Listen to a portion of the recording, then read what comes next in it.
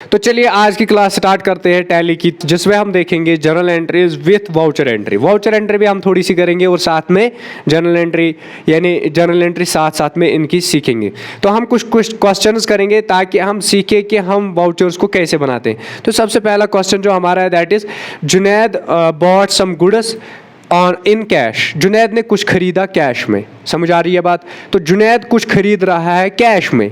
अब ये कुछ क्या है, यानी that is a material, that is a product, that is an item, whatever that is, we don't need to worry about that. वो हम बाद में देखेंगे कि वो कौन सा आइटम है और वो हम कहाँ पे ऐड करते हैं। अभी के लिए आप इतना समझो कि जुनैद ने कुछ खरीदा कैश में। अब वो कैश अमाउंट कितना है, वो 10,000 है। यहाँ पे 10,000 में इसने खरीदा है, ठीक है। तो अब हम क्या करते हैं, इसकी जर्नल एंट्री बनाएंगे। तो जर्नल एंट्री हम कैसे बनाते हैं, सबसे पहले हम आते हैं टैली के अंदर। तो टैली के अंदर आ जाने के बाद यहाँ पे हम नोटपैड भी यहाँ पे ओपन करेंगे ताकि हम क्वेश्चंस को भी लिख पाए, और जो हमारे यूट्यूब पे देखते हैं इन लेक्चर्स को, ताकि उनको भी क्वेश्चंस याद रहे कि क्वेश्चन क्या था एक्चुअल में। तो क्वेश्चन नंबर 1 जो है दैट इज पहला क्वेश्चन जो है दैट इज जुनैद की जगह आप किसी को भी ले सकते हो। Junaid bought OUGST bought goods. इसने गुड्स खरीदे कितने के, इन कैश। अब कितने के खरीदे, 10,000 के, ठीक है। तो यहाँ पे आप 10,000 लिख लो और साथ में इसको RS भी लिख दो, यानी ₹10,000। 10,000 में इसने क्या खरीदे, कुछ भी गुड्स। तो अब इसकी जर्नल एंट्री क्या बनेगी वो आप मुझे बता दो, आप लोग। Very good, excellent. यानी जुनैद ने कुछ खरीदा तो जुनैद के पास कुछ आ रहा है। तो जिसके पास कुछ आता है, ये मैंने पहले ही बताया है कि जिसके पास कुछ आता है, जब हमारे पास कुछ आता है तो वो चीज़ डेबिट हो जाती है, और जब हमारे अकाउंट से कुछ निकलता है या जाता है तो हम बोलते हैं कि वो क्रेडिट हो गई। अब यहाँ से क्या आ रहा है, हमारे पास आ रहे हैं गुड्स, तो हम बोलेंगे कि परचेज में कुछ आ रहा है, परचेज में कुछ आ रहा है, यानी परचेज अकाउंट जो है वो डेबिट हो रहा है। समझ आ रही है? टू किसके बदले, वेरी गुड, कैश अकाउंट से कुछ निकला, कैश अकाउंट क्रेडिट। तो ये हमारी पहली जर्नल एंट्री बनेगी। अब कितना अमाउंट है वो ऊपर लिखा हुआ है 10,000, यानी परचेज आ गई 10,000 की और कैश निकला 10,000, वो आप दोनों जगह पे मेंशन करोगे। समझ आया? तो यहाँ पे ये चीज़ आ गई। अब हम आते हैं टैली के अंदर और यहाँ पे इसको वर्किंग मोड में, यानी एजुकेशनल मोड में ओपन करते हैं। उसके लिए Alt+W प्रेस करेंगे तो हम एजुकेशन मोड में आ गए। अब यहाँ पे हम अपनी कंपनी सिलेक्ट करेंगे जो हमने परसों बनाई थी या कल बनाई थी। तो यहाँ पे सिलेक्ट कंपनी पे क्लिक करते हैं एंड देन कौन सी कंपनी हमने बनाई थी, न्यू कंपनी। तो इसके अंदर आ जाते हैं और न्यू कंपनी के अंदर जो है हम सबसे पहली वाली एंट्री करना स्टार्ट कर देंगे। तो एंट्री अब कहाँ से करें, यहाँ पे न्यू कंपनी सिलेक्टेड है। अब यहाँ पे आ जाते हैं अकाउंटिंग वाउचर्स में। अकाउंटिंग वाउचर्स के अंदर हम क्या करते हैं, एंट्रीज करते हैं, यानी जो भी हमने खरीदा बेचा, जो भी लाया, ठीक है, उधार में कि क्रेडिट में, जो भी, तो वो सारी चीज़ें अकाउंटिंग वाउचर्स में है। उसका इसका शॉर्टकट है V। तो यहाँ पे मैंने V प्रेस किया तो मैं आ गया पेमेंट में। अकाउंटिंग वाउचर क्रिएशन, इसमें हम आ गए, लेकिन यहाँ पे पेमेंट मोड है। अब हमने क्या किया, खरीदा, यानी जुनैद ने कुछ खरीदा। अब जुनैद क्या है, दैट इज द ओनर, हम ये बोलेंगे that is the proprietor of the company. अब यहाँ पे जुनैद ने कुछ खरीदा तो वो किस में आएगा फिर, ये सेल जो है, ये ट्रांजैक्शन जो है किस में रिकॉर्ड होगी, ये कंट्रा में होगी, रिसिप्ट में होगी, पेमेंट में होगी, जर्नल में होगी, सेल्स या परचेज में। वेरी गुड, परचेज में आ गई। क्यों? क्योंकि हमने परचेज किया, तो that's why it will come inside the purchase. तो अब यहाँ पे जो है, यहाँ पे मैं F9 प्रेस करता, लेकिन यहाँ पे वीडियो पॉज हो जाती है, इसलिए मैं डायरेक्टली यहाँ पे सिलेक्ट कर देता हूँ। अब यहाँ पे आप देखो नेम ऑफ आइटम आ रहा है, तो इट मीन्स दैट कि हमारा जो ये इस वक्त वाउचर आ रहा है, ये किस मोड में आ रहा है, आइटम वाइज मोड में। तो इसको हम लाते हैं किस मोड में, डेबिट क्रेडिट। Very good. तो पहले आएगा ये, उसके लिए हम Ctrl+V प्रेस करेंगे। जैसे मैंने Ctrl+V प्रेस किया तो यहाँ पे आप देखो ये क्रेडिट मोड में आ गया, यानी डेबिट क्रेडिट। अब अगर आपका नहीं आ रहा है तो आप यहाँ पे आओगे कॉन्फ़िगरेशन में और यहाँ पे use CRDR instead of two by during entry. तो आप ये इसको यस कर दोगे तो आपका ये जो है DRCR में आ जाएगा। बस अब यहाँ पे सप्लायर्स इनवॉइस नंबर, यानी जुनैद ने किससे खरीदा, जिससे उसने खरीदा वो तो उसको एक रिसिप्ट देगा यानी एक बिल देगा। तो उस बिल का क्या नंबर है, यानी सप्लायर का इनवॉइस नंबर वही होता है जो उस बिल के ऊपर नंबर लिखा हुआ होगा। तो बिल नंबर यहाँ पे हम देते हैं 10001। तो ये हमने बिल नंबर दे दिया। उसके बाद डेट की बात करें तो डेट जो है हमारे पास, हम एजुकेशनल मोड में काम कर रहे हैं इसलिए हम डेट देंगे 1 अप्रैल 2022। जब आप लाइसेंस खरीदोगे तो उस टाइम पे आप उसी डेट की एंट्री करोगे जिस डेट पे आपने ये खरीदा। समझ आ रही है बात।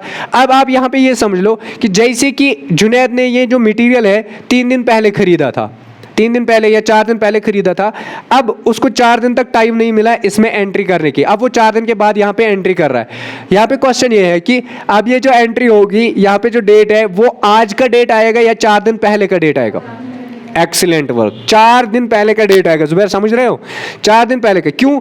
क्योंकि ट्रांजैक्शन यानी जो है हमने उस दिन खरीदा था, अब हमें टाइम नहीं मिला तो that is not the problem of tally. Tally के अंदर आप वही डेट लिखोगे जिस डेट पे आपने खरीदा था। समझ आ रही है बात। तो यहाँ पे मैं 1 अप्रैल दे देता हूँ बाय डिफॉल्ट। उसके बाद यहाँ पे एंटर कर देता हूँ और यहाँ पे क्रेडिट।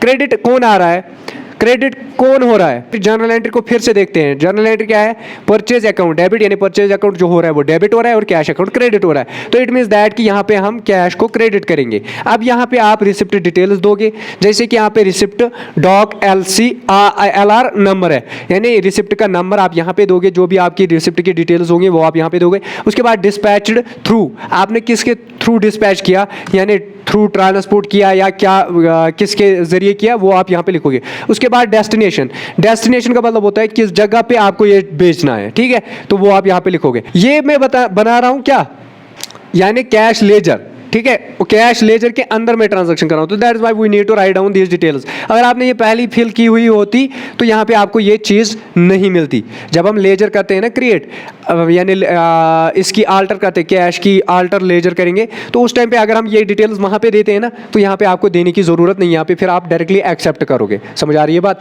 जिस तरह यहाँ पे ये जम्मू कश्मीर क्यों आ रहा है, स्टेट JNK क्यों आ रहा है, क्योंकि जब हमने कंपनी बनाई तो एट दैट टाइम हमने स्टेट रखा था अपना JNK, तो दैट्स वाई यहाँ पे खुद ही JNK आ रहा है। अब इसी तरह जब आपने कैश की लेजर बनाई, या कैश की लेजर तो बाय डिफॉल्ट वहीं से बनी हुई होती है, तो अब जब आप उस टाइम पे जब आप उसको आल्टर करते, आल्टर करने के बाद अगर आप ये चीज़ें वहाँ पे लिख देते तो यहाँ पे आप लिखने की ज़रूरत नहीं पड़ती। तो यहाँ पे मैं Ctrl+A करके इसको एक्सेप्ट कर देता हूँ।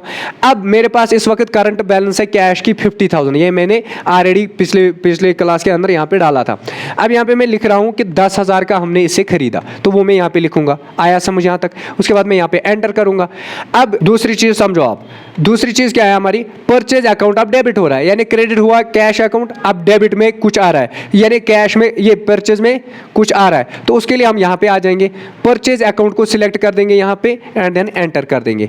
अब परचेज में कितना आ रहा है, यहाँ पे हमने आइटम वाइज को हटा के क्या किया, यानी DRCR मोड में इसको लाया। तो that is why we need to write down here only the amount. हम यहाँ पे अमाउंट लिखेंगे। अदरवाइज जब हम आइटम वाइज पे आएंगे तो उस टाइम पे हम आइटम्स को ऐड करेंगे और उनका वैल्यू देंगे, यानी उनकी पेमेंट क्वांटिटी प्राइस वगैरह देंगे, तो वो खुद ही यहाँ पे अमाउंट कैलकुलेट हो जाएगा। अभी के लिए आप बस जर्नल एंट्री को समझने की कोशिश करो।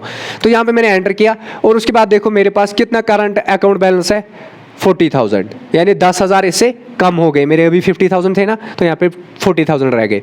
अब नेक्स्ट इसको एक्सेप्ट कर देते हैं। एक्सेप्ट करने के बाद हमारे पास जो है ये लेजर, ये जो है वाउचर, ये सेव हो चुका है। अब अगर हम इसको देखना चाहते हैं उसके लिए हम यहाँ पे एस्केप करेंगे एंड देन डिस्प्ले पे आ जाएंगे। डिस्प्ले में हमारे पास यहाँ पे जो है डे बुक के अंदर भी आपको ये मिल जाएगी। यहाँ पे कैश ट्रांजैक्शन हुई है और यहाँ पे दूसरी है ये वाली जो है 1/4/2022, ये वाली ट्रांजैक्शन है 10,000 की, है ना, जो हमने अभी की। अब अगर आपको ये प्रिंट निकालनी है तो यहाँ पे प्रिंट पे क्लिक करोगे और यहाँ पे यस कर दोगे एंड देन इसको प्रिंट निकालोगे। समझ आ रही है बात, यहाँ तक आया समझ? तो उसके बाद वापस आ जाते हैं। अब दूसरे क्वेश्चन को समझने की कोशिश करते हैं। वो वाली दो जो ट्रांजेक्शन्स है ना, ये वाली कैश एंड ये जुबैर अहमद, तो ये कल वाली है, ठीक है, दूसरे क्लास की, आपकी नहीं है, ठीक है।